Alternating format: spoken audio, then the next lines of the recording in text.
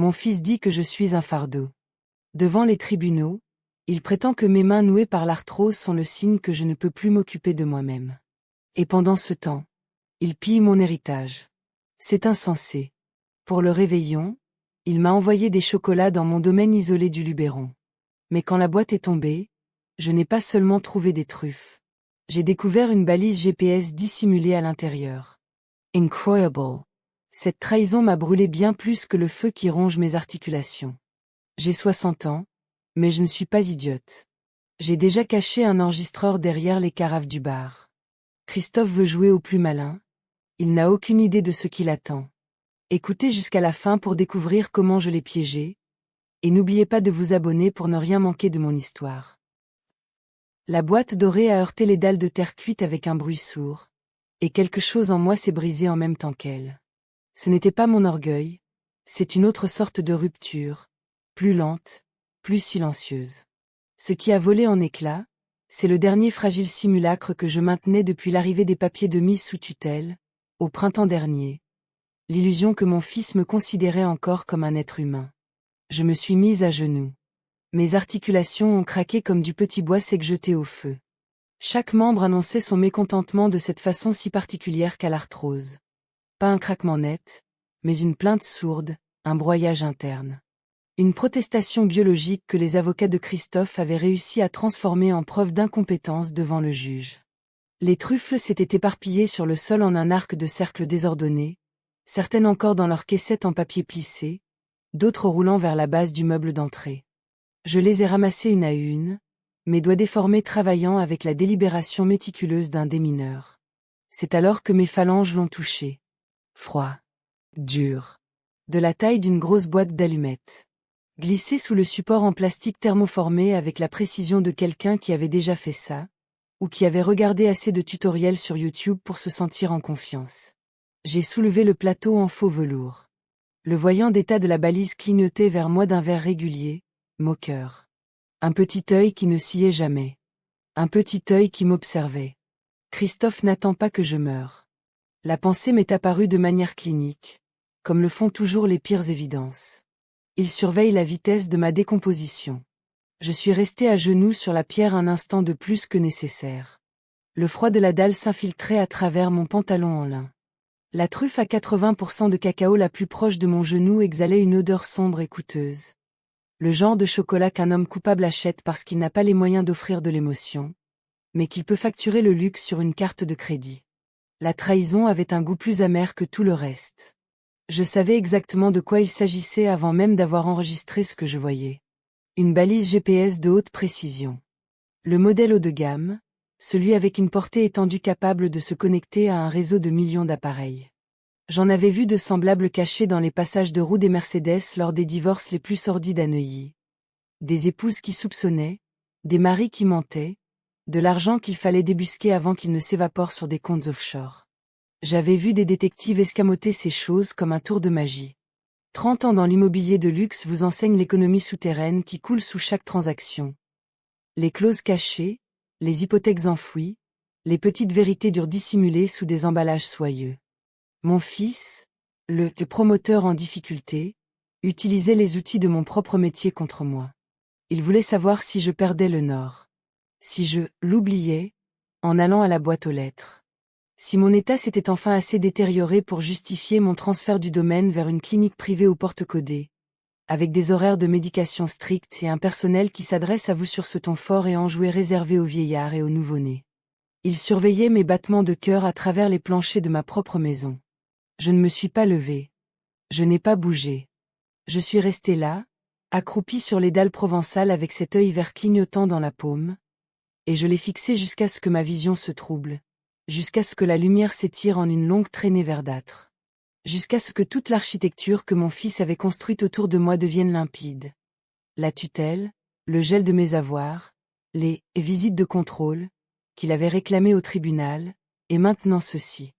Un dispositif de surveillance dans une boîte cadeau, livré pour le réveillon avec un ruban doré et une carte qui disait probablement « Avec tout mon amour, Christophe ». La terre ne ment jamais. Les hommes, si. Madame, la voix du coursier a résonné depuis le porche voûté. J'ai besoin d'une signature. Son ombre s'étirait, longue et impatiente, sur les carreaux du vestibule, atteignant presque l'endroit où j'étais encore agenouillée.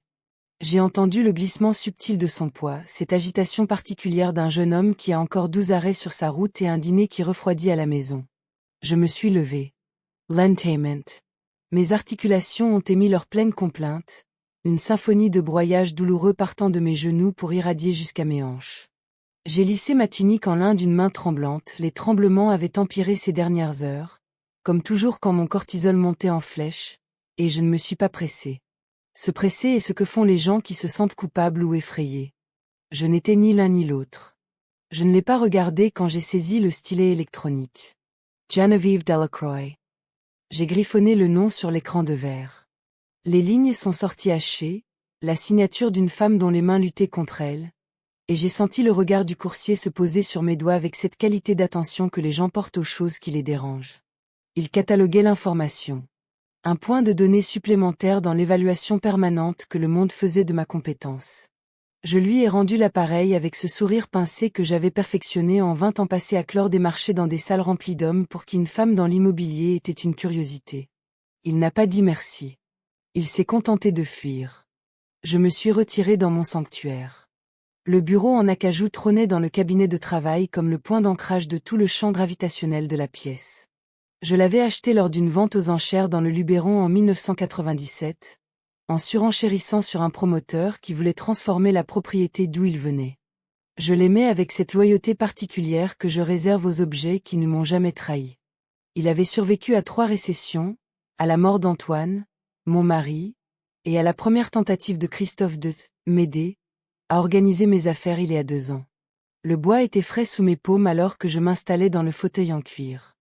Je les ai pressés à plat contre la surface, sentant le grain, la réalité de la matière.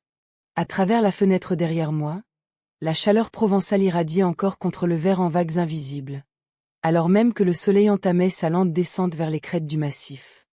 Mon cœur faisait quelque chose que je n'appréciais guère, il martelait avec la percussion frénétique d'une proie, un frémissement que j'avais passé des décennies à apprendre à lire chez les autres et que j'avais espéré ne jamais reconnaître en moi. Je l'ai forcé à se calmer. J'ai inspiré par le nez, la terre sèche, le romarin, le fantôme du cèdre s'échappant des vieux tiroirs du bureau. J'ai expiré. Dans cette pièce, j'étais encore le requin. Je n'avais pas encore besoin d'un avocat. Les avocats sont un mouvement de clôture, et je n'avais pas fini l'ouverture. J'avais besoin d'une stratégie. Le tiroir inférieur droit possédait un loquet caché, un petit levier en laiton affleurant le bois, invisible à moins de savoir exactement où presser. Ma main tremblait alors que je le cherchais, mais la mémoire musculaire est une forme d'intelligence différente de la conscience. Elle vit dans les tendons et le bout des doigts, gravée par des années de répétition jusqu'à devenir un réflexe. Mon doigt a trouvé le levier. Le tiroir a glissé sur ses vieux rails en laiton.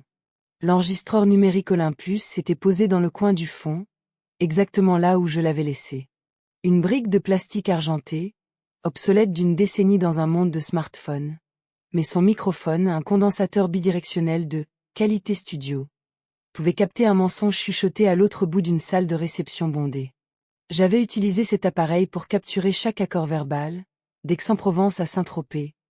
Des accords conclus d'une poignée de main qui tentaient plus tard de devenir caduques. Des promesses faites autour d'un verre de cognac dont les acheteurs ne se souvenaient subitement plus le lendemain matin. J'avais bâti ma carrière sur la documentation. Si Christophe voulait des preuves écrites, je lui donnerais des preuves audio. Je l'ai pris à 2 mains, sentant son poids, plus lourd qu'il n'en avait l'air. Il y avait quelque chose de presque cérémoniel à le tenir ainsi.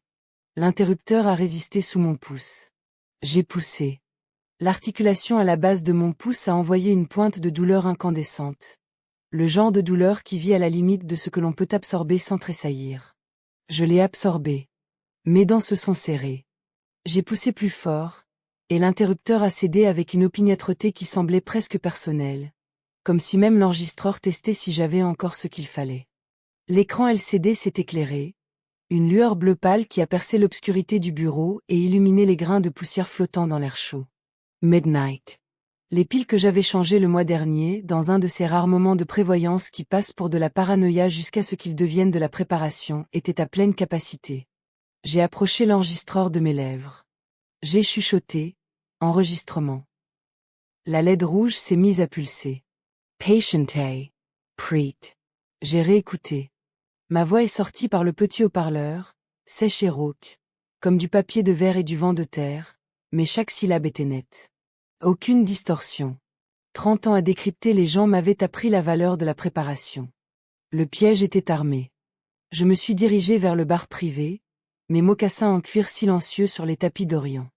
Le bar était adossé au mur et du salon, flanqué d'étagères que j'avais garnies de carafes en cristal. Je les avais collectionnées au fil des ans, du Waterford, du Baccarat, quelques pièces vintage dénichées dans des successions. Elles accrochaient magnifiquement la lumière, transformant le soleil de l'après-midi en facettes ambrées qui s'éparpillaient sur les murs blancs. C'était beau, et c'était utile. L'ambre du cognac de 12 ans d'âge dans la carafe Baccarat la plus lourde allait réfracter et disperser toute source de lumière derrière elle, y compris la lueur bleue pâle d'un écran LCD. J'ai choisi l'emplacement avec la précision d'une femme qui a passé des décennies à mettre en scène des propriétés pour masquer leurs défauts et sublimer leurs atouts. L'enregistreur a glissé derrière la carafe, niché contre le fond de l'étagère, invisible sous tous les angles, sauf si l'on se plaçait directement derrière lui. J'ai orienté le micro bidirectionnel vers les fauteuils club en cuir situés à 2 mètres de là. Les fauteuils de Christophe. Il se les était appropriés il y a 2 ans, lors de sa première intervention, étalant ses dossiers sur la table basse comme un mâle dominant marquant son territoire. Depuis, il les utilisait à chaque visite pour débiter ses rapports sur mon état déclinant, avec l'impatience à peine contenue d'un homme qui attend son héritage. Le micro capterait le froissement du papier. Cette respiration courte et saccadée qui trahissait ses mensonges avant même qu'il ne finisse de les prononcer. Cette qualité particulière de silence qu'un homme produit lorsqu'il pense avoir déjà gagné. J'ai appuyé sur « Enregistrement » et j'ai reculé d'un pas. Le spasme m'a frappé sans prévenir. Ma main droite s'est figée, les doigts se recroquevillant vers l'intérieur, comme une serre, soudain étranger à ma volonté, tandis qu'une aiguille de feu blanc jaillissait de mes phalanges jusqu'à mon coude en un arc continu. J'ai eu un hoquet de douleur. Le son est sorti malgré moi, ce genre de bruit que je m'étais entraîné à ne jamais produire en public. J'ai cogné ma hanche contre le plan de travail en granit assez fort pour faire teinter les carafes. Je ne suis pas tombé. J'ai saisi mon propre poignet de la main gauche et j'ai serré jusqu'à ce que la peau blanchisse, un tour de main que mon rhumatologue m'avait appris, une contre-pression pour interrompre la boucle de rétroaction du spasme. Je suis restée là, dans le silence parfumé d'ambre de mon salon, haletante, sifflant entre mes dents à l'adresse de mon propre corps. Pas maintenant. Donne-moi 1 heure. Juste 1 heure de compétence. La douleur articulaire a reflué par degrés. Elle n'avait pas disparu, elle ne disparaissait jamais vraiment, elle se redistribuait simplement, devenant le rayonnement de fond de mon existence. Mais la pointe aiguë s'était retirée. L'odeur du cognac a aidé. La terre aride derrière la vitre. L'architecture familière de ma propre maison. Je me suis redressée. J'ai arrangé mes cheveux de ma main valide. J'ai massé mes articulations, ce geste habituel que je n'avais jamais réussi à briser, et je me suis tournée vers la fenêtre. 120 hectares du domaine de la Roche-Brûlée s'étendaient à perte de vue derrière la baie vitrée, les cyprès se dressant comme des sentinelles contre un ciel qui commençait à se teinter de violet sur son flanc ouest. Mon père avait arpenté cette terre. J'avais grandi en le regardant marcher ici, marquant ses limites avec la révérence particulière d'un homme qui comprenait que la terre était la seule chose qu'on ne fabriquait plus. Christophe voulait la liquider. Debout contre la vitre, j'ai scanné l'horizon. Le massif du Luberon était déjà dans l'ombre, sa silhouette devenant sombre et absolue. Pas de nuages de poussière sur l'approche nord, l'allée de gravier courait vers le nord, et un véhicule roulant assez vite soulèverait un panache visible à des centaines de mètres. Pas de SUV BMW blanc. Pas de phare. Le silence du domaine pressait de toutes parts. C'était le silence que j'avais choisi lorsque j'avais acheté cette propriété il y a plus de 20 ans, cette qualité de calme que l'on ne trouve qu'à des kilomètres du premier voisin. Le genre de silence qui signifie que personne ne viendra à moins que vous ne l'appeliez. Christophe comptait là-dessus. Il s'en était assuré. Je suis restée là jusqu'à ce que je sois certaine, puis je me suis retournée vers la pièce. Mon reflet m'a surprise dans le verre de la fenêtre superposé au ciel crépusculaire, une femme de 60 ans avec une coupe poivre et sel au menton et des yeux gris capables de figer une assemblée. J'avais l'air d'une femme qui maîtrise la situation.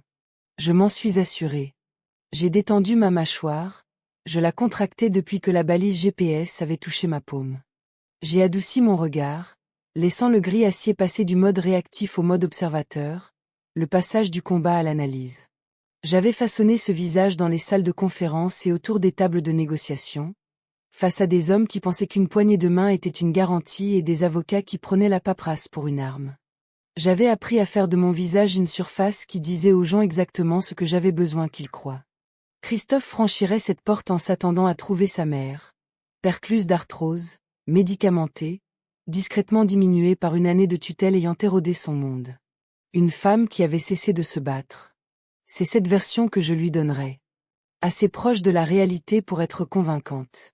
Je ne serais pas la victime. Je ne serais pas l'épave divagante décrite dans ces dossiers juridiques. Je serais le courtier concluant la transaction la plus importante de sa carrière. Le commandant était de retour. Je suis retourné dans le vestibule. Les truffes éparpillées gisaient là où je les avais laissées, la boîte dorée sur le côté. Je me suis agenouillé à nouveau, mes genoux ont enregistré cela comme un acte d'agression, et j'ai ramassé chaque chocolat avec une précision clinique, les replaçant dans leur moule avec la délibération méticuleuse de quelqu'un qui réinstalle un décor.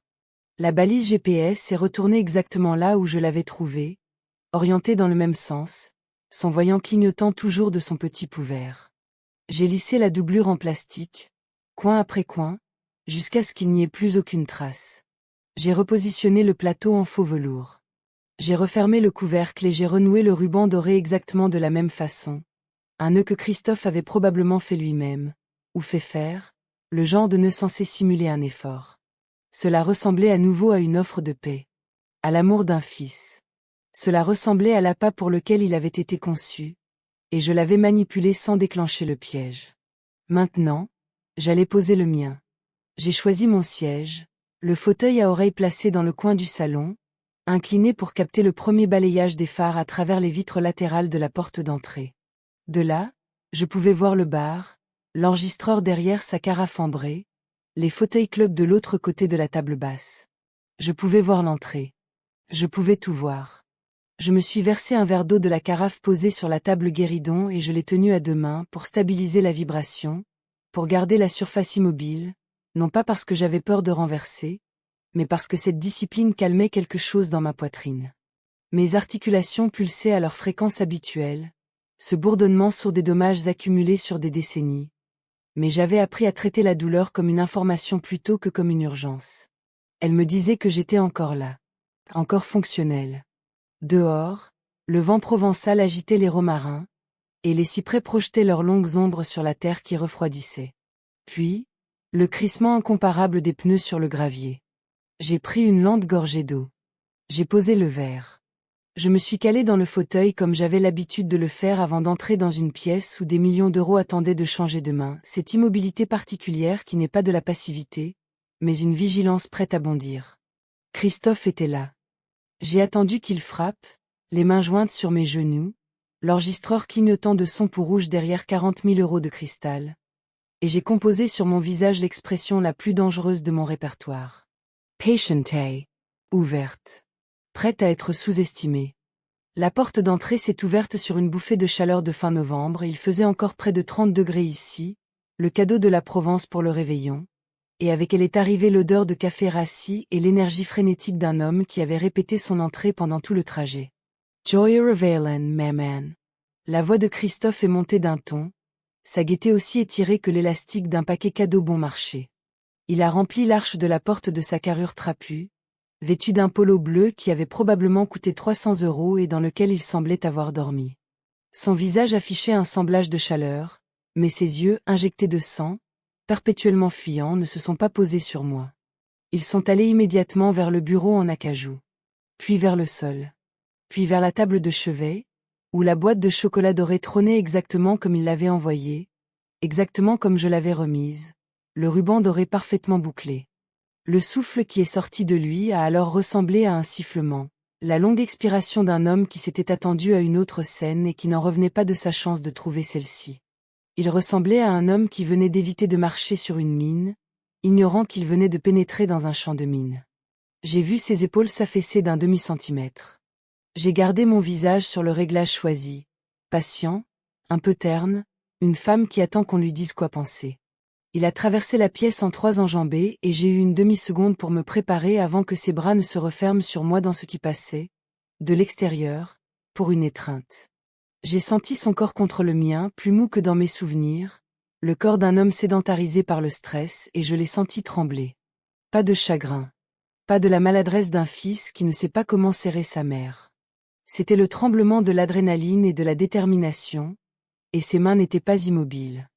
Un bras officiellement autour de mes épaules. L'autre sur mon côté, la paume bougeant avec l'efficacité pratiquée d'un agent de sécurité. Il tapotait les poches de ma tunique. Il m'effouillait, cherchant le rectangle dur d'un téléphone portable, l'arête anguleuse de tout ce qu'il ne voulait pas voir dans cette pièce ce soir. Je suis restée inerte. Mes mains nouées reposaient contre le dos froissé de son polo.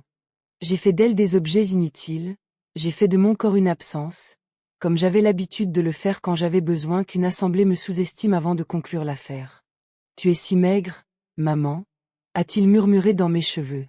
L'odeur qu'il dégageait était un mélange de chewing-gum à la menthe et de sueur nerveuse. Une combinaison plus écœurante que le chocolat de luxe. J'ai reconnu la menthe, il en mâchait de façon compulsive depuis ses 20 ans dès qu'il était anxieux. Un tic que j'avais catalogué il y a des années et que je n'avais jamais eu l'occasion d'utiliser comme une arme. L'occasion se présentait enfin. Il a reculé. Et son visage a changé. C'était un changement subtil, la façon dont un masque professionnel se pose sur les traits quand on cesse de jouer la chaleur pour commencer à jouer l'autorité. J'avais vu cette transition s'opérer sur une centaine de tables de conférences et j'avais appris à la lire comme on lit la météo par temps clair, les petites pressions qui précèdent la tempête. J'ai signé l'intention de vente aujourd'hui, Geneviève.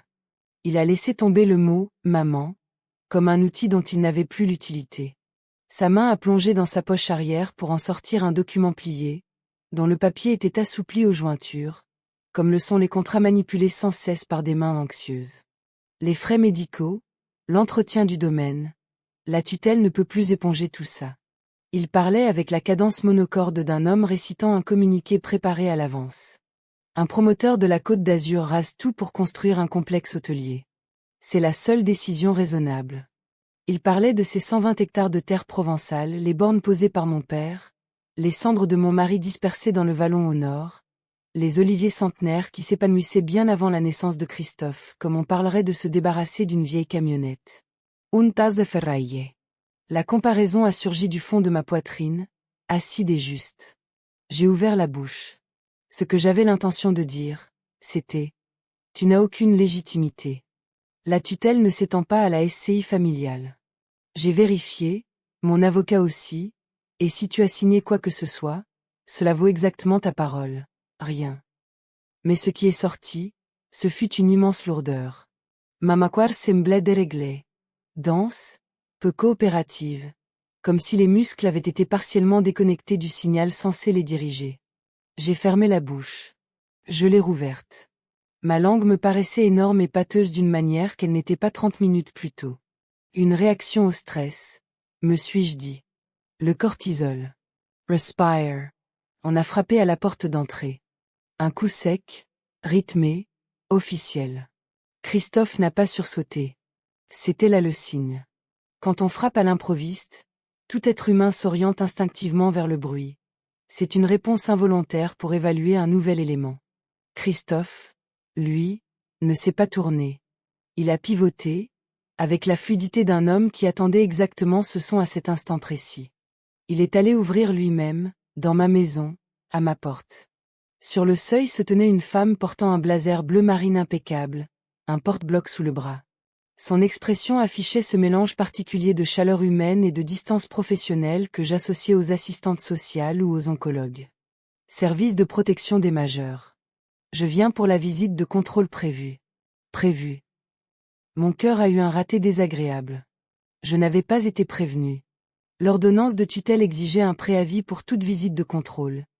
J'avais relu la paperasse à la loupe, car le droit était ma langue maternelle depuis 3 décennies. Je savais ligne par ligne ce que Christophe était autorisé à faire ou non.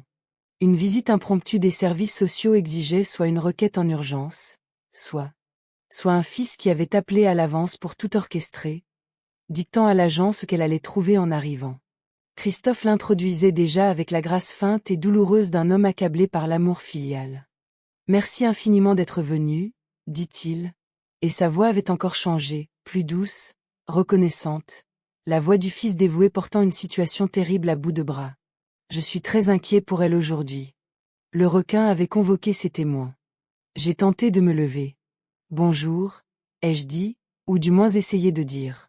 Le mot qui a franchi mes lèvres était épais, faux, un marmonnement humide qui ne me ressemblait pas. Ce n'était pas la voix de Geneviève Delacroix, celle qui dirigeait les assemblées, celle qui parlait dans les micros lors des colloques immobiliers. Cette voix qui, me disaient mes clients depuis 30 ans, vous persuadait de prendre la bonne décision même quand vous étiez terrifié. Ce qui est sorti ressemblait à la voix d'une autre, empruntée et brisée. Mes membres étaient devenus pesants. Pas la lourdeur familière de l'arthrose, ce poids-là, je le connais comme mes propres os, mais quelque chose de différent, de chimique, qui se propageait comme si mon sang avait changé de viscosité. Mes genoux n'étaient plus seulement douloureux. Ils ont lâché. La fiabilité structurelle sur laquelle j'avais compté toute la soirée s'était évaporée. Je me suis affalé dans mon fauteuil avec la maladresse d'une marionnette dont on aurait tranché les fils. Le visage de l'assistante sociale est passé par plusieurs phases. Inquietude, reconnaissance, evaluation. Le mot s'est déposé au fond de mon esprit embrumé comme une pierre dans une eau stagnante, et les rides qui la formaient étaient glacées. Le verre d'eau était toujours dans ma main.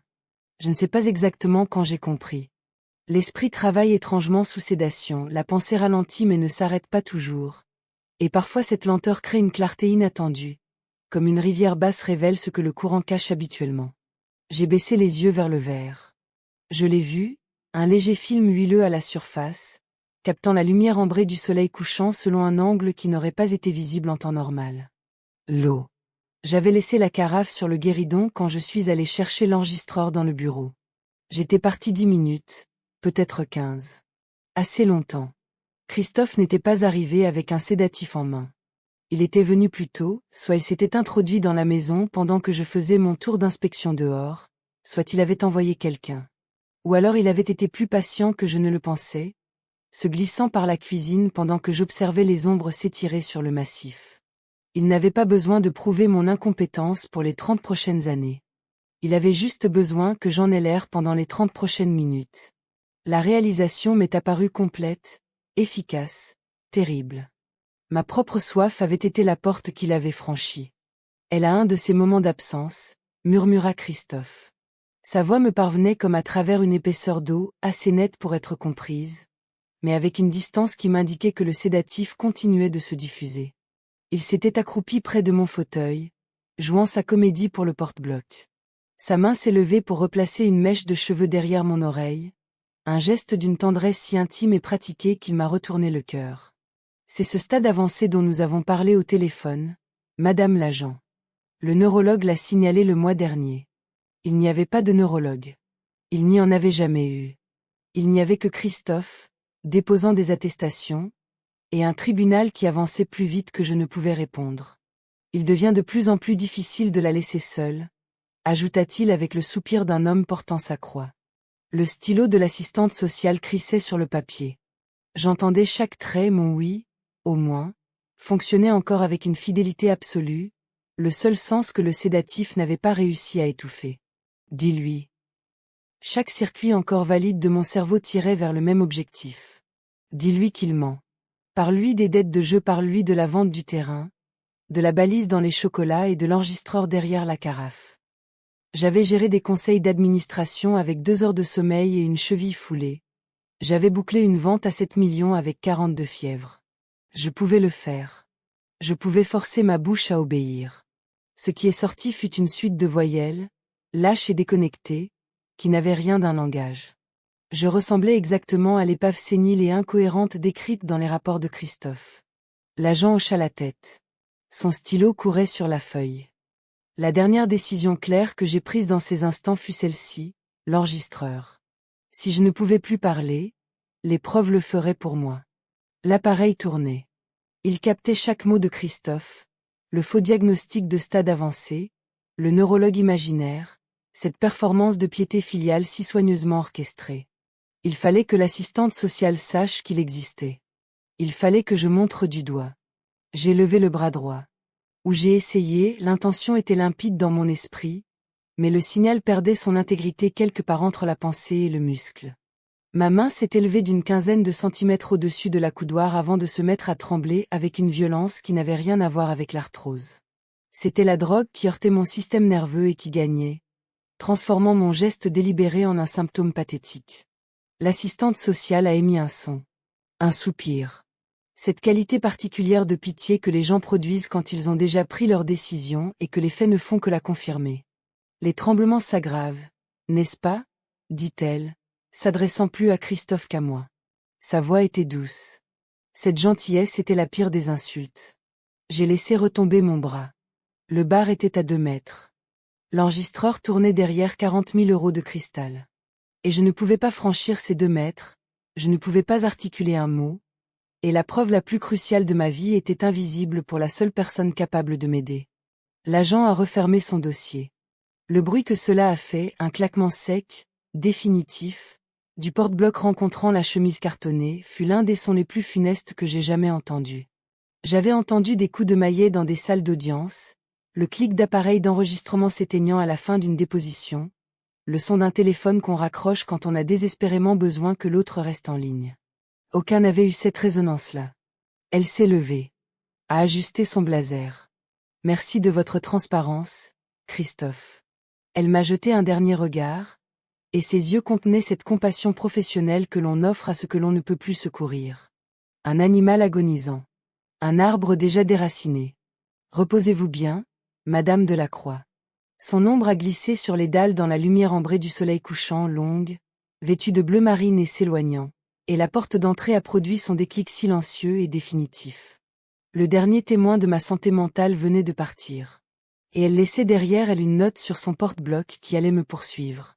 La voiture des services sociaux n'avait pas encore quitté l'allée de gravier que j'ai entendu le changement chez Christophe. Le son d'une performance qui prend fin et subtil, un changement de posture, un relâchement du souffle retenu. Mais dans le nouveau silence du salon, je l'ai entendu dans ses pas. La démarche souple et prévenante du « fils attentionné » est devenue plus lourde, plus assurée, alors qu'il s'éloignait de moi vers le couloir. La porte du placard technique a gémi sur ses gonds. Métal contre métal, la plainte d'une quincaillerie ancienne. Puis, j'ai entendu le clonk lourd et mécanique du levier principal que l'on abaisse. Le ronronnement de la pompe du puits, un son si constant et discret que j'avais fini par ne plus l'entendre. De la même façon qu'on finit par ne plus entendre les battements de son propre cœur, s'est arrêté. Le silence qu'il a laissé derrière lui était d'une nature différente du calme habituel de la Provence. Ce silence-là était une présence.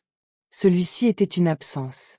Puis, un bruit que je n'avais pas anticipé, un craquement métallique sec, le son de quelque chose de structurel cédant sous une force délibérée.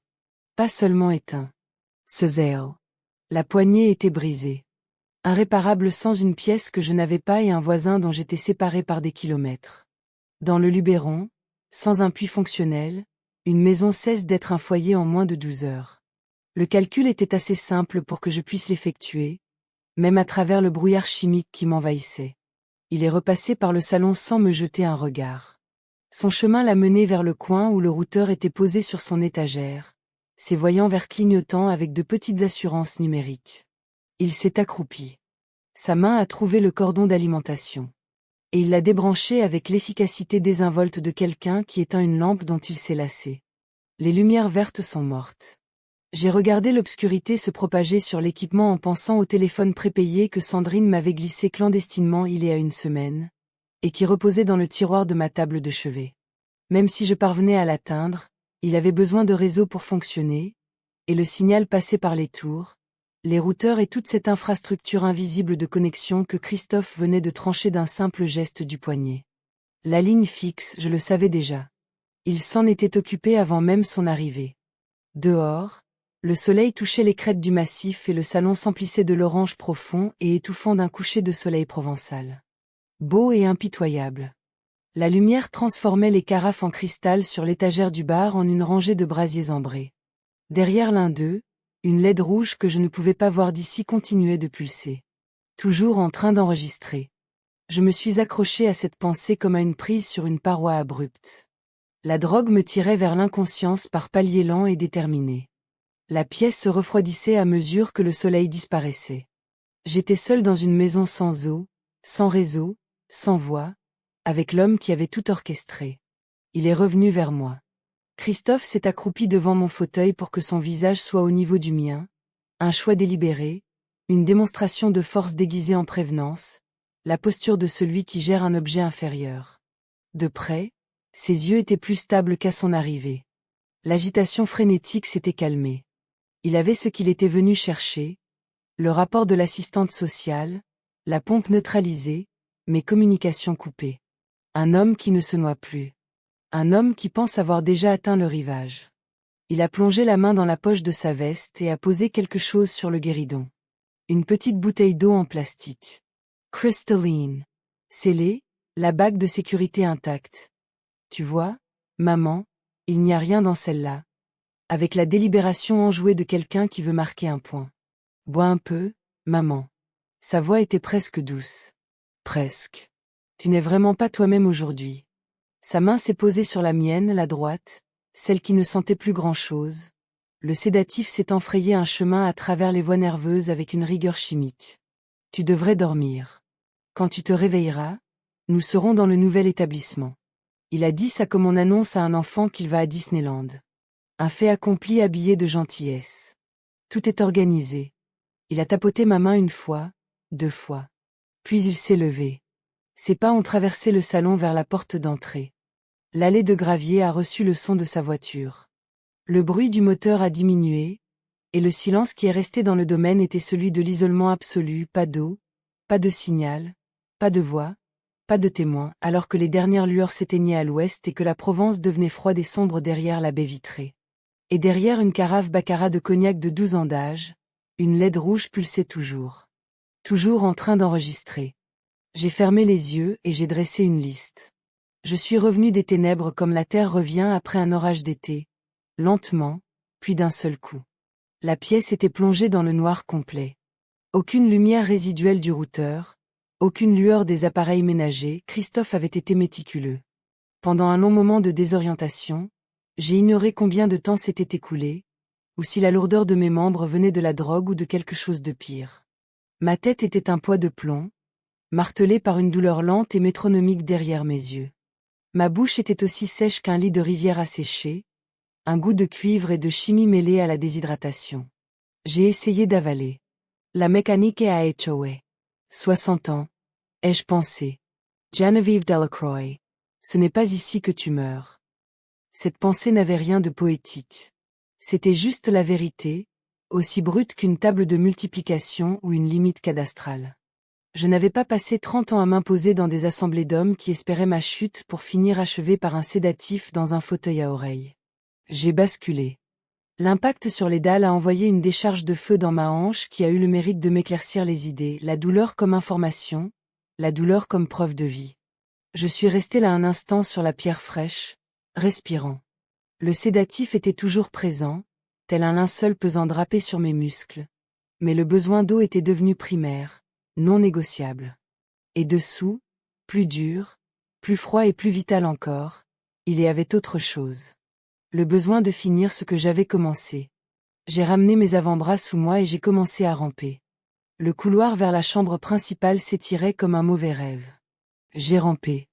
Il n'y a pas de façon plus digne de le dire, Geneviève Delacroix, qui était entrée dans chaque pièce de sa vie comme si elle en était la propriétaire, parce qu'elle l'était généralement, rampait dans son propre couloir sur les coudes et les genoux.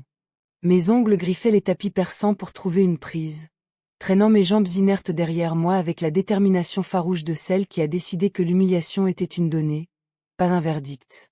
Chaque mètre gagné était une négociation.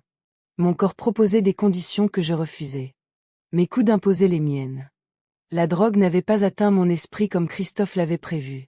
Il avait mal calculé la dose, ou sous-estimé la tolérance que j'avais développée après des années d'anti-inflammatoires puissants, ou simplement omis de prendre en compte l'obstination particulière d'une femme capable de boucler un compromis de vente avec 40 de fièvre. Quelle qu'en soit la raison, mes pensées devenaient plus claires à chaque mouvement, le brouillard chimique se dissipant à mesure que ma circulation s'activait. J'ai atteint la porte de la chambre et je l'ai poussée de l'épaule. La table de chevet. Il me fallait la table de chevet. Je me suis hissé le long du lit, mes bras faisant le travail que mes jambes ne pouvaient pas encore assumer. J'ai cherché derrière la pile de vieux numéros de côté sud que je gardais sur l'étagère du bas, l'édition d'août 2019 sur le dessus, les autres intactes depuis des mois, un camouflage accidentel pour la seule chose que j'avais cachée là avec l'aide de Sandrine. Mes doigts ont trouvé le plastique froid et bon marché. Le téléphone prépayé était exactement là où il avait été laissé. L'écran s'est allumé dans une lueur bleue de basse résolution qui a frappé mes yeux habitués à l'obscurité comme un flash. J'ai fermé les paupières, puis je les ai forcées à se rouvrir. Mon pouce parcourait les touches de navigation avec une imprécision agaçante. La drogue avait émoussé ma motricité fine au point que l'acte simple de faire défiler 4 contacts ressemblait au désamorçage d'une bombe. J'ai raté la touche 2 fois. Appuyé dans la mauvaise direction une 3e. Sandrine. J'ai pressé la touche d'appel et j'ai collé le plastique contre mon oreille. Une tonalité. 2. Genevieve. Sa voix m'est parvenue dans un murmure frénétique et ténu, compressé par le haut-parleur médiocre. Geneviève. Est-ce que tu... Je suis là, ai-je articulé. Ma voix n'était pas encore tout à fait la mienne, épaisse de sédation et de soif, mais c'était du langage. C'était Geneviève Delacroix qui parlait. So is brave. Il est au bout du rouleau, Geneviève. Elle était dans un endroit bruyant, une voiture. Peut-être. Les créanciers ne veulent plus attendre. Ils signent le transfert des terres à une société écran ce soir pour éponger ses dettes de jeu. Tu dois sortir de là. Il va. Sandrine. J'ai pressé ma paume à plat contre le matelas pour m'ancrer. Il m'a drogué. Le silence qui a suivi, seulement troublé par les parasites de la ligne, disait tout. Je le savais. Sa voix est descendue d'un ton, plus intense. Il raconte à tout le monde que tu fais des crises. Le scénario est déjà écrit, Geneviève. Il envoie une équipe de transport à minuit. Une clinique privée à Garches. Une fois que tu auras franchi ses portes avec cette tutelle, il n'y aura plus de, ça devient un tombeau, Geneviève. Tu m'entends? On n'en revient pas. Un tombeau. Il ne se contentait pas de vendre la terre. Il vendait le domaine, me faisait disparaître, et blanchissait ses dettes à travers une société écran. 3 crimes déguisés en une décision douloureuse d'un fils pour sa mère déclinante. J'ai repensé au porte-bloc de l'assistante sociale. À la note qu'elle avait rédigée. À la pitié professionnelle dans son regard. Il avait mis en scène tout le dossier. Appelle la gendarmerie, ai-je réussi à dire, la gorge en feu. Dis-leur. La ligne a coupé. J'ai écarté le téléphone de mon oreille pour fixer l'écran. Minuit, la communication n'avait pas été interrompue, elle avait été sectionnée. Le compteur d'appel montrait que la connexion n'avait pas pris fin d'elle-même. Elle avait été éliminée. J'ai fait défiler le menu jusqu'au 112, j'ai appuyé sur appel, et j'ai regardé l'icône de connexion tourner dans sa rotation moqueuse 1 fois, 2 fois, avant que les barres de signal ne disparaissent totalement, remplacées par une croix rouge dentelée. Elle trônait au centre de l'écran comme une petite porte définitive que l'on claque. J'ai réessayé. Toujours la même croix.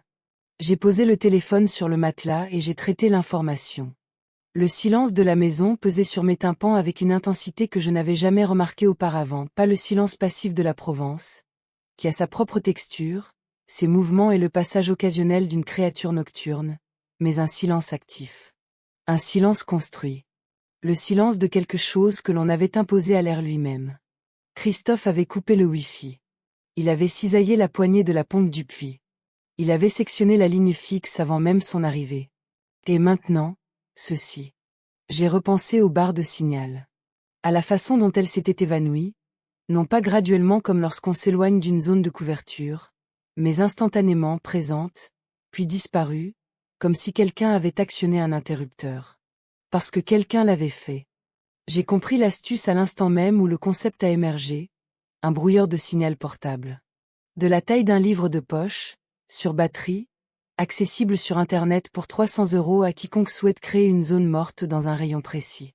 J'en avais entendu parler il y a des années dans le cadre de la sécurité de haut niveau, le genre de mesure de confidentialité que certains clients fortunés réclamaient lors de négociations sensibles. Christophe avait appris la politique de la terre brûlée avec moi. Il l'avait apprise à la table des négociations quand il avait 19 ans, en me regardant dépouiller l'autre partie de chaque levier de pression avant même qu'elle ne se rende compte qu'elle les avait cédés. Je lui avais enseigné que la stratégie la plus efficace n'était pas de vaincre son adversaire, mais d'éliminer ses options jusqu'à ce qu'il ne reste que celle que vous aviez choisie pour lui. Il l'appliquait maintenant à mon existence. J'étais à 2 kilomètres de la route la plus proche. Sans eau. Sans signal. Un corps luttant encore contre un sédatif. Une équipe de transport arrivant à minuit. Et dans le salon, une bouteille de cognac qu'il m'avait laissée par pure cruauté, sachant que la combinaison de la soif, de la tentation et de l'effet résiduel de la drogue serait plus efficace qu'une porte verrouillée. La porte verrouillée, il l'avait fournie de toute façon. Assise dans le noir de la chambre principale, j'ai fait l'inventaire comme j'avais l'habitude de le faire pour un bien immobilier en difficulté avant de décider de me retirer ou de faire une offre. Quels atouts, quels passifs, quels leviers, quel calendrier. L'enregistreur tournait toujours dans le salon. C'était un atout. La porte de la chambre s'est ouverte brusquement. Un triangle de lumière jaune a balayé le tapis pour atteindre mes genoux. Dans l'encadrement de la porte se dessinait la silhouette de Christophe, trapu, un peu molle, la forme d'un homme qui n'avait jamais eu à se battre pour sa place au soleil.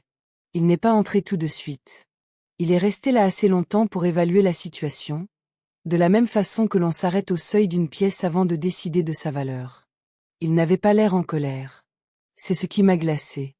La colère aurait été compréhensible. C'est l'émotion de celui qui vous considère encore comme une personne capable de le contrarier. Ce que le visage de Christophe affichait tenait plus de la déception, cette déception spécifique d'un cadre dont le subordonné n'a pas suivi la procédure. Dans sa main, il tenait un petit boîtier noir. Le voyant d'alimentation projetait une lueur rouge sang dans le couloir. Petite et absolue. Je pensais que nous en avions fini avec les secrets. Maman, dit-il. Sa voix était presque douce. Il est entré dans la pièce d'un pas lourd et délibéré, celui de quelqu'un qui sait qu'il n'y a plus de raison de se presser. J'ai tenté de glisser le téléphone prépayé sous la couette de ma main droite, mais elle négociait encore avec le sédatif. Le mouvement que j'ai réussi à esquisser fut lent, télégraphié, la tragédie au ralenti d'une intention dépassant les capacités physiques. Il s'est penché et a arraché l'appareil de mes doigts. J'ai essayé de serrer. J'ai essayé d'enfoncer mes ongles dans le boîtier en plastique comme je les avais enfoncés dans les accoudoirs, les cadres de porte et les rebords de 30 ans de situations impossibles. Ma prise était dérisoire, une pression sans force, la mécanique d'une main systématiquement compromise. Mes ongles ont à peine effleuré sa manche. Il a soupiré. Un soupir long et condescendant, celui de quelqu'un qui attend qu'une résistance s'épuise d'elle-même. Le soupir d'un homme qui a déjà gagné et qui ne fait plus que gérer les conséquences. Sandrine a toujours été trop tendre pour cette famille. Il a glissé le téléphone dans la poche de sa veste. Son regard s'est posé sur moi avec une qualité d'évaluation que je connaissais bien, la même que je portais sur une annonce immobilière ayant du potentiel mais demandant plus de travaux que le rendement ne le justifiait. Ne t'en fais pas. Je m'occuperai d'elle ensuite. Il ne me regardait pas comme sa mère. Il me regardait comme un frais de clôture. Je pars pour le dîner de signature. Il a consulté sa montre, la Patek Philippe que je lui avais offerte pour ses 30 ans, une montre qui m'avait coûté plus que ce que la plupart des gens gagnent en un an. Choisi parce que je croyais qu'il deviendrait le genre d'homme qui la mérite. Il a exposé le cadran à la lumière du couloir avec l'aisance de celui qui n'a jamais songé au prix que cette montre avait coûté à autrui. L'équipe de transport sera là vers 1h du matin. Ils sont très professionnels. Il a dit cela avec l'assurance tranquille d'un agent de voyage confirmant un itinéraire. On m'a dit que tu aurais une vue charmante sur un patio. Un patio. À Garches. Derrière des portes codées, avec un personnel parlant sur ce ton fort et enjoué réservé aux vieillards et aux nouveau-nés, et une tutelle qui passerait, vue de l'extérieur, pour la décision déchirante mais nécessaire d'un fils dévoué face au déclin de sa mère. Il planifiait ma disparition comme on réserve une chambre d'hôtel de milieu de gamme. Il n'a pas vu la lueur dans mes yeux. Il ne cherchait plus un être humain. Il voyait un obstacle qui avait été, ce soir, suffisamment écarté. Il a reculé vers la sortie. Ses yeux ne lâchaient pas les miens, non par méfiance, mais par une sorte d'habitude professionnelle. On surveille la pièce jusqu'à ce qu'on l'ait quittée, au cas où quelque chose bougerait. Sa main a trouvé la poignée extérieure de la lourde porte en chêne. Il l'a tirée vers lui. Le déclic de la clé en laiton tournant dans la serrure fut l'un des sons les plus définitifs que j'ai jamais entendus. Pas fort, une serrure n'a pas besoin de faire du bruit. L'autorité réside dans le mécanisme, le petit engagement irrévocable du métal contre le métal. Un coffre-fort qui se ferme. Un point final à la fin d'une phrase. Je l'ai entendu retirer la clé. Ses pas se sont éloignés dans le couloir avec la confiance tranquille d'un homme qui a sécurisé tout ce qui devait l'être. Ah, et Geneviève?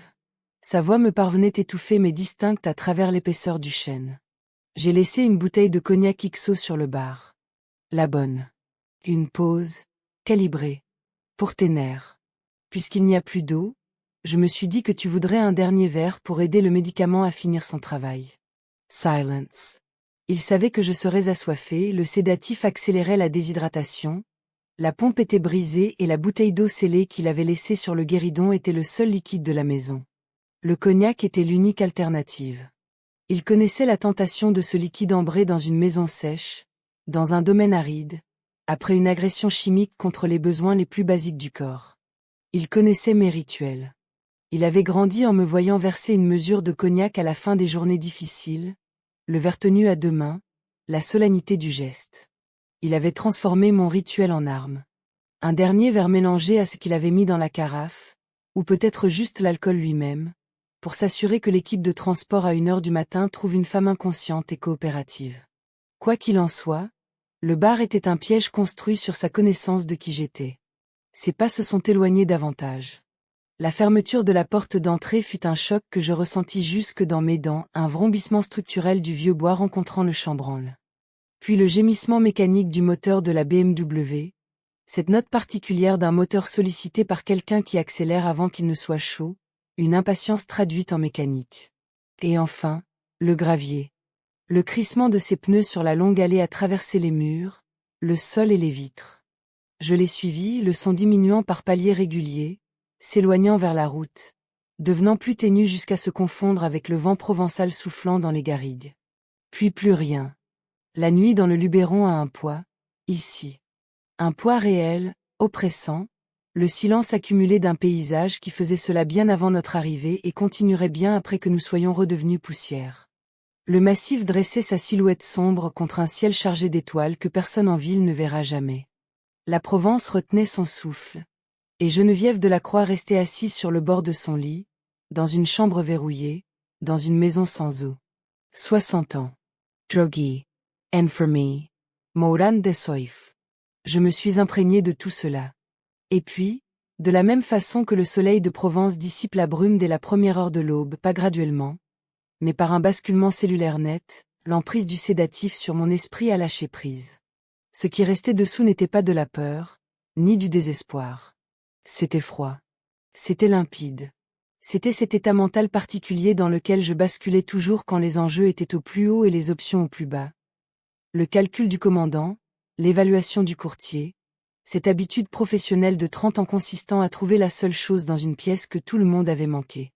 J'avais un serre-livre en laiton sur l'étagère au-dessus de la table de chevet. J'avais une porte verrouillée avec une serrure standard. Pas un peine dormant, je connaissais cette maison comme mes propres phalanges. J'avais un enregistreur dans le salon qui capturait chaque mot de Christophe depuis avant son arrivée. J'avais une bouteille de cognac sur un bar que Christophe me pensait incapable de refuser. Et Christophe, quelque part sur la route de son dîner de signature, avait un téléphone capable de recevoir des appels. Je suis restée assise dans le noir et j'ai laissé le plan m'apparaître comme les bons plans le font toujours. Non pas forcés, non pas fabriqués, mais reconnus. Déjà là. Attendant d'être vus. J'ai regardé le serre-livre en laiton. Je me suis mise en mouvement. Je n'ai pas crié. Crier était réservé à ceux qui avaient besoin que quelqu'un d'autre résolve leurs problèmes. Et dans un rayon de 2 kilomètres, il n'y avait personne qui ne soit complice, soit endormi. J'avais passé 60 ans à ne jamais attendre qu'on vienne me sauver, et ce n'était pas maintenant, dans le noir de ma propre chambre verrouillée, que j'allais commencer. J'ai cherché le serre-livre en laiton. Il était posé sur l'étagère, au-dessus de la table de chevet, là où il avait toujours été. Une pièce de 2,5 kg représentant un faucon pèlerin, les ailes déployées, les serres en avant. Le genre d'objet qui annonce d'emblée son utilité. Je l'avais acheté lors d'une vente aux enchères dans le Luberon, il y a 15 ans, parce qu'il était beau, et parce que les belles choses lourdes sont utiles d'une manière que les belles choses fragiles ne seront jamais. Je l'ai saisi à deux mains, mes doigts noués trouvant la meilleure prise au toucher, et j'ai rampé jusqu'à la porte. Mes articulations n'ont pas apprécié. Elles ont fait part de leurs objections par ordre croissant d'intensité. Du rayonnement de fond persistant des dommages ordinaires jusqu'à la pointe incandescente du traumatisme à chaque impact sur le sol. J'ai catégorisé la douleur et je l'ai mise de côté. La douleur était une information. Elle me disait que j'étais encore là, encore opérationnelle, toujours Geneviève Delacroix menant la négociation la plus importante de sa vie. J'ai positionné la tête du faucon en laiton contre le cadre en bois, juste à côté du loquet de la serrure. Et j'ai commencé à marteler. Chaque coup envoyait une onde de choc à travers mes poignets et mes coudes que je ressentais jusque dans mes molaires. Le son était sec et rythmé dans la maison vide, crac, crac, crac, la percussion de la fibre de bois se séparant sous les impacts répétés. Je comptais les coups comme je comptais autrefois les secondes d'un silence prolongé lors d'une négociation, laissant l'inconfort de la situation devenir le problème de l'autre partie.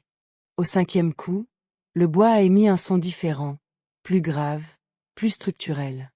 Au huitième, j'ai senti le chambranle bouger. Au dixième, il a capitulé. J'ai forcé la porte.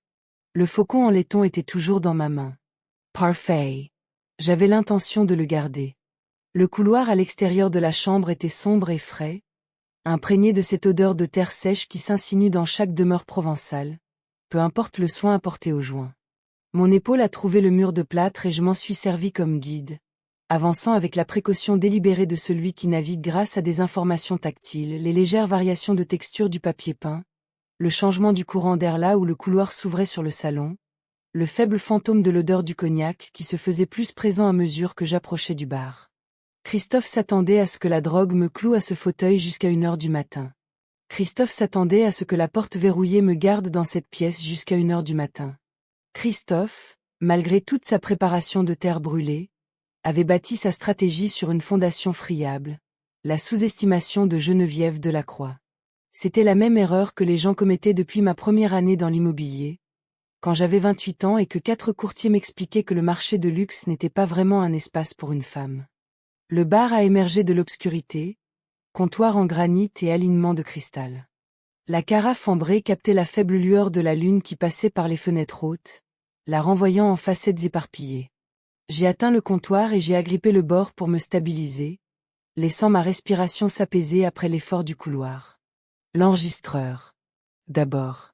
Mes doigts ont trouvé l'arrière de l'étagère au toucher, le lissé froid du cristal cédant la place au plastique texturé de l'Olympus, exactement là où je l'avais laissé.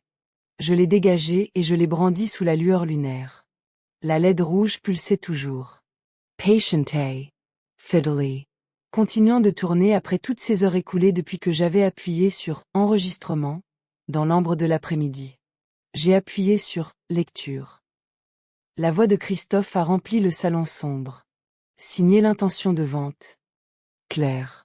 Sans ambiguïté. La voix d'un homme qui croyait que les seules oreilles dans la pièce appartenaient à une femme incapable, qui serait derrière des portes codées avant l'aube. Évident qu'elle a besoin d'un niveau supérieur de surveillance.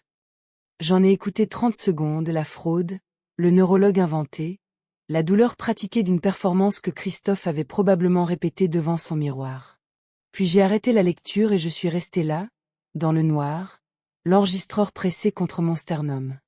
Il avait tout avoué en se tenant à 1 mètre du micro. Il avait confessé ses crimes pendant que j'étais drogué dans mon fauteuil, incapable de me lever, de parler ou de désigner la carafe où les preuves s'accumulaient. Et il n'avait pas jeté un seul regard vers le bar avec la conscience de celui qui vérifie ses arrières. Il avait oublié qu'il lui avait appris à nager. J'ai glissé l'enregistreur argenté dans la ceinture de mon pantalon. La bouteille de cognac était là où il l'avait laissée, au centre du bar, positionnée avec la délibération particulière d'un cadeau qui est aussi une menace. Le XO.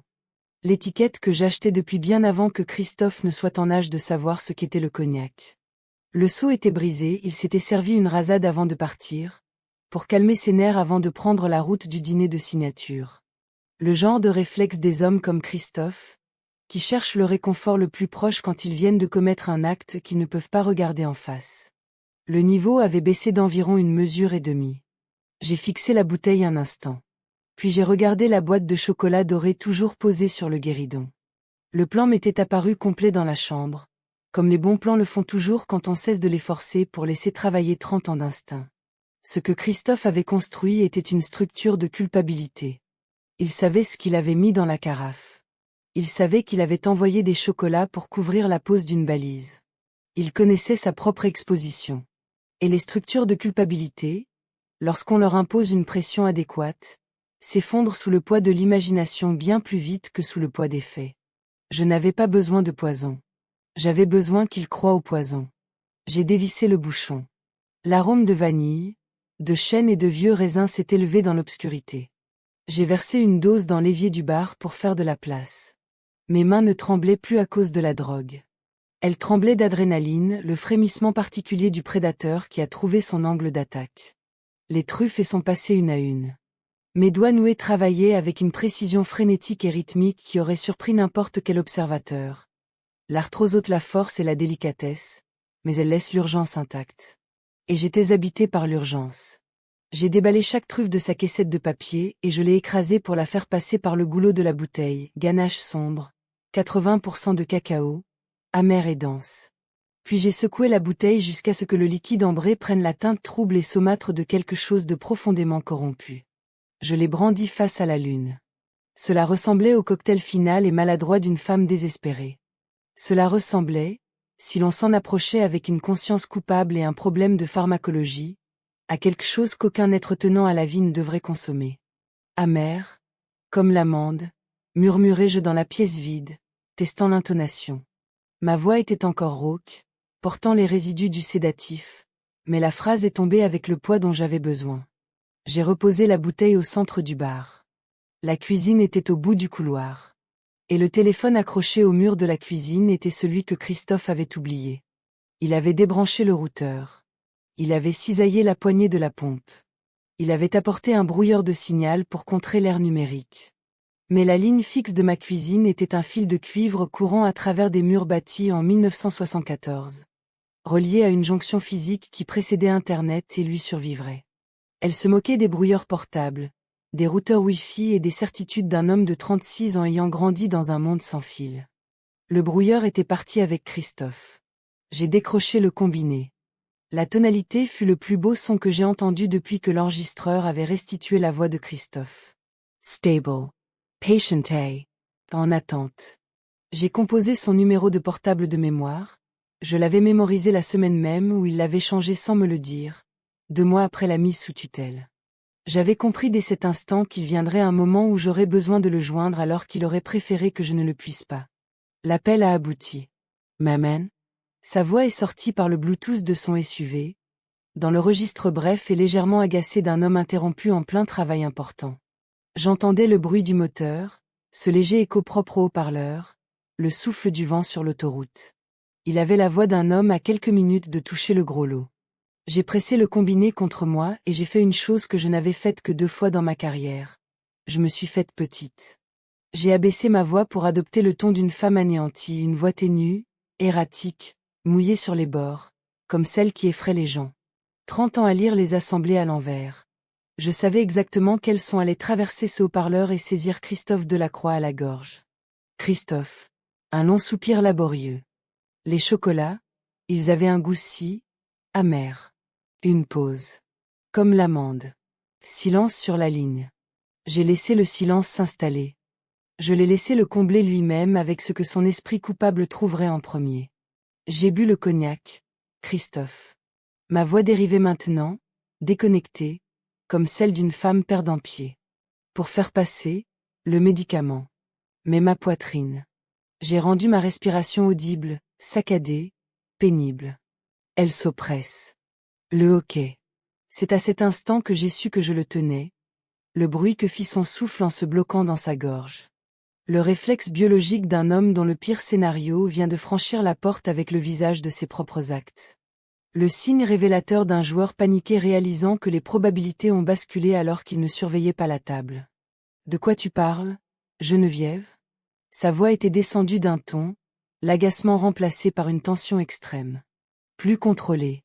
La voix de quelqu'un essayant de réfléchir à un problème qui s'accélère au-delà de sa capacité d'analyse.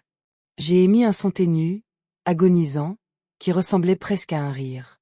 J'ai dissous toute la boîte, ai-je dit. Celle que tu m'as envoyée. Je pensais que c'était un geste de paix. J'ai laissé planer un silence lourd. Mais ça a un goût de produit chimique, Christophe. Ça a le goût de ta culpabilité. J'ai entendu cette qualité spécifique de silence qui envahit une voiture lorsque le conducteur cesse de gérer la route pour gérer quelque chose de bien pire. Christophe savait ce qu'il avait mis dans la carafe. Il savait ce qu'une overdose de sédatifs signifiait pour une femme déjà droguée. Et l'imagination de Christophe, alimentée par les dettes, le désespoir et cette distorsion cognitive propre aux hommes qui mentent depuis des mois, faisait maintenant exactement le travail dont j'avais besoin. Il les croyait, parce qu'il le méritait. J'ai laissé tomber le masque. De la même manière qu'on abandonne sa posture de négociation une fois le contrat signé et l'autre partie engagée, net, complet, comme on actionne un interrupteur. Ma voix est passée de l'errance à la précision chirurgicale en une seule syllabe. J'ai trouvé l'enregistreur, Christophe.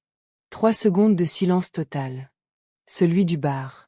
Derrière la carafe baccarat, celle-là même devant laquelle tu te tenais quand tu as parlé à l'assistante sociale de mon stade avancé, et de ce neurologue qui n'existe pas. J'ai laissé l'information infuser. Il a tout capté. Chaque mot de ta performance. Geneviève. J'ai déjà envoyé le fichier sur l'email de Sandrine. Elle est à la gendarmerie d'Apt en ce moment même. Un mensonge, asséné avec l'autorité glaciale d'un courtier lisant un rapport d'expertise. 30 ans à vendre des propriétés complexes m'avaient appris que le mensonge le plus efficace est celui qui s'insère parfaitement dans l'espace que l'autre a déjà creusé avec sa propre peur.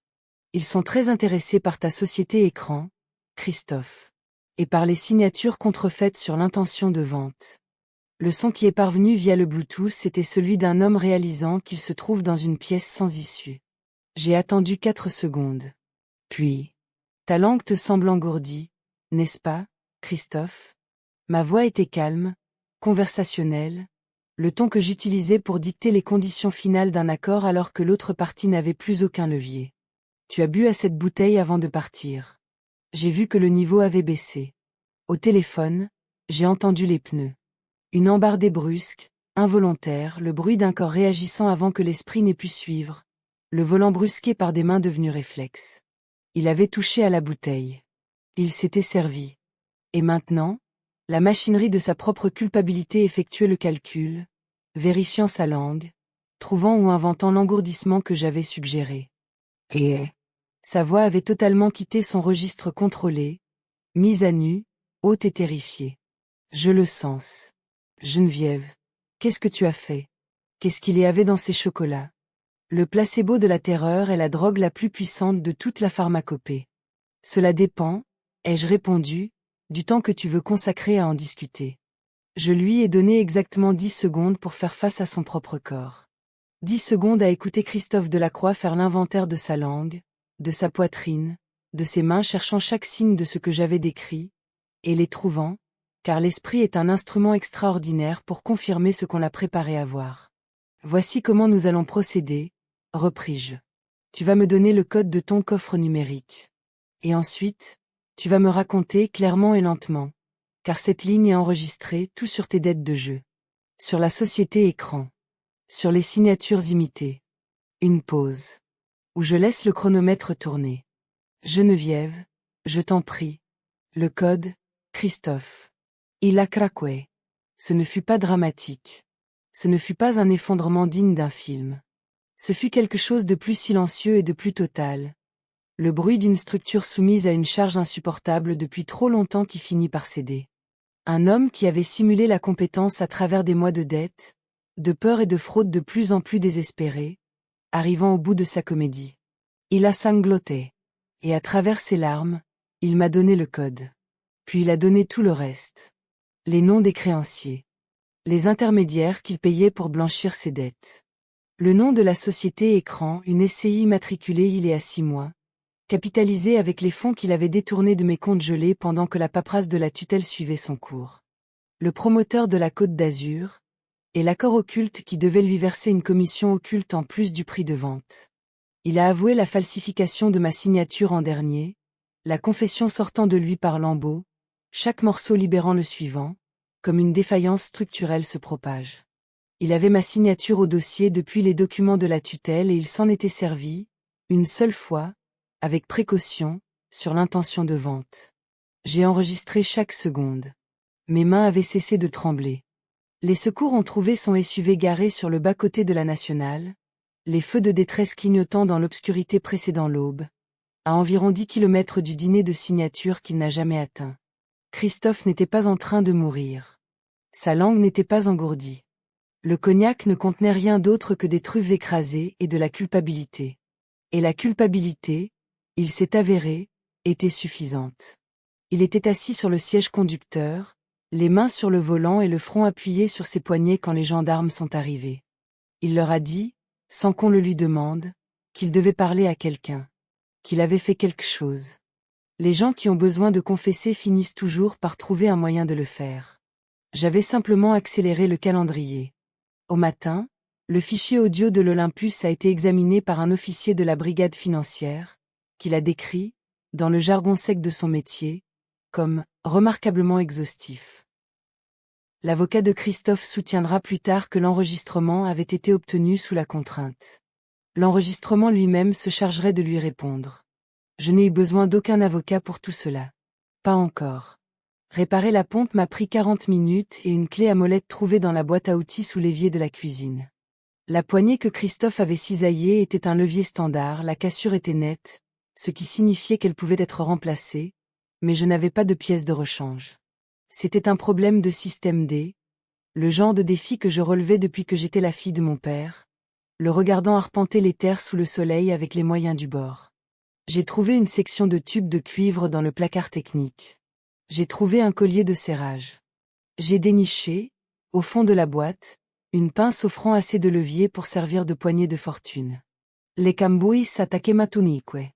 La graisse a noirci mes mains, s'incrustant dans les plis de mes phalanges et de mes articulations enflées, marquant la peau de cette façon si particulière au travail mécanique, de manière permanente, ou du moins pour une bonne semaine. Quand la pompe s'est remise en marche, son vrombissement s'est propagé à travers les murs de la maison comme un battement de cœur dans un corps. Je suis resté devant l'évier de la cuisine et j'ai laissé l'eau couler sur mes mains. Froide d'abord, puis tiède. Je suis resté là bien plus longtemps que nécessaire. Le soleil s'est levé sur le massif du Luberon à 6h47. Je connais l'heure exacte parce que j'étais sur le porche quand c'est arrivé, assise dans le fauteuil en bois que je gardais là pour observer ce spectacle précis. Les montagnes sont passées de la silhouette noire au violet, puis à cette nuance en rose qu'aucun photographe n'a jamais tout à fait réussi à capturer. La lumière arrivait par barres horizontales, transformant les oliviers en cuivre vivant. La terre ne ment pas. Elle attend, c'est tout. Mes articulations tenaient leur grande conférence matinale, faisant le compte-rendu détaillé des outrages des 12 dernières heures. Je les ai laissées dire. Elles me confirmaient que j'étais là, debout, sur mon propre porche, regardant ma propre aube sur ma propre terre. La douleur était l'inventaire de tout ce que j'avais fait pour la garder. J'ai bu un café, du vrai café, fait avec l'eau courante de ma cuisine, en tenant la tasse à deux mains, regardant la lumière caresser mes 120 hectares de garrigues et ce silence particulier qui signifie que rien n'a été perdu. Quand j'ai eu fini, je suis rentré pour récupérer le serre-livre en laiton sur le bar. Le faucon pèlerin, les ailes déployées, ces 2 kilos de métal plein arborant une petite marque sur le bord d'une aile à cause de son travail sur le cadre de la porte. J'ai aussi récupéré le panneau. Je l'avais acheté il y a 2 ans, quand la tutelle avait été demandée pour la première fois et que j'avais compris que quelqu'un allait essayer de m'arracher cet endroit. Je l'avais fait fabriquer dans un atelier de ferronnerie à Apt, aluminium épais, peinture résistante au UV, les lettres gravées assez profondément pour rester lisibles dans 10 ans. Propriété privée. Défense d'entrée. Domaine de la Croix. Depuis 1952. Je suis allé jusqu'à la limite de l'allée, là où les traces de pneus de Christophe étaient encore imprimées dans la poussière, et j'ai enfoncé le poteau dans la terre aride à l'aide du faucon en laiton. 1 coup. 2 coups. 3 coups. Le poteau s'est ancré profondément. Le panneau se dressait fièrement dans la lumière matinale, visible depuis la route. J'ai reculé pour le contempler. L'air du matin était frais, portant l'odeur du romarin après une nuit froide, l'odeur de mon enfance, l'odeur qui signifiait, chez moi, comme rien d'autre au monde. Le requin est parti. Le domaine est à moi. J'ai frotté mes articulations, le vieux geste habituel, et j'ai regagné la maison. Il restait du café, un enregistreur plein de preuves, et un appel à passer à un avocat spécialisé que je gardais en réserve pour cette occasion précise. Et il y avait cette affaire de 120 hectares de terres ancestrales qui avait besoin, finalement, d'un nouveau gardien. Le commandant a franchi son propre seuil dans la lumière naissante de Provence, de la graisse sur les mains et de l'acier dans le regard, avant de refermer la porte derrière elle. Si vous avez écouté jusqu'ici, je vous remercie du fond du cœur. La plupart des gens détournent le regard avant que l'addition ne tombe. Mais ici, l'addition finit toujours par arriver. Ce qui avait commencé par l'humiliation et le mépris s'est terminé par des preuves, la vérité, et un retour de flamme qu'il n'avait pas vu venir. Si vous voulez d'autres histoires où le karma frappe sans pitié, abonnez-vous pour ne rien manquer et revenez pour la prochaine vidéo. Maintenant, dites-moi dans les commentaires, quelle a été, selon vous, la chose la plus révoltante qu'ils aient faite? Quelle est la limite qu'ils n'auraient jamais dû franchir?